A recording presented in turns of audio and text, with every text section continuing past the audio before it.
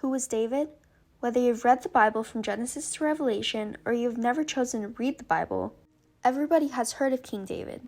David was the youngest son born to Jesse, and he was a shepherd boy. Now you may be thinking, how can a shepherd boy become king of Israel? Only by God's plan.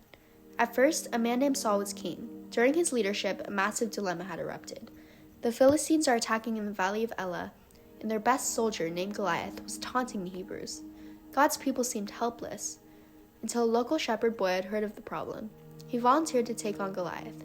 So Saul and his men gave some armor and weapons to David, but alas, it was too heavy for the boy. So he took it all off and chose to face a giant with nothing but 5 stones and a slingshot. David may have lacked physical weapons, but he was armed spiritually.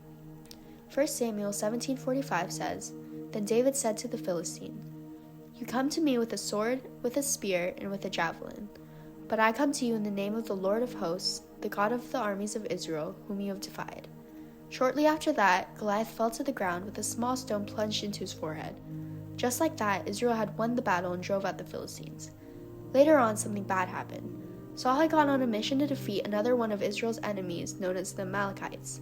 But during that mission, Saul disobeyed God's voice.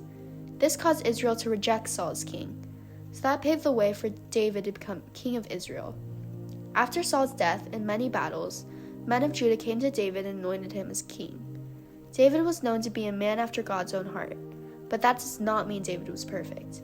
As every human being does, David sinned. He had a big lust for Bathsheba. Bathsheba was Uriah's wife. Uriah was one of David's soldiers.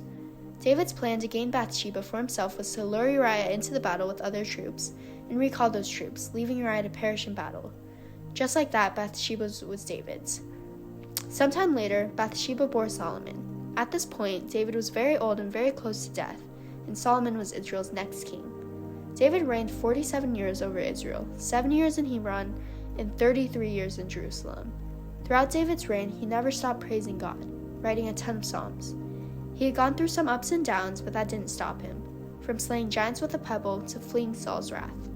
David had God by his side everywhere he went, and this is how we should be as well. Be so faithful that nothing, not even the giants in our own lives, will bring us down from our walk with Jesus.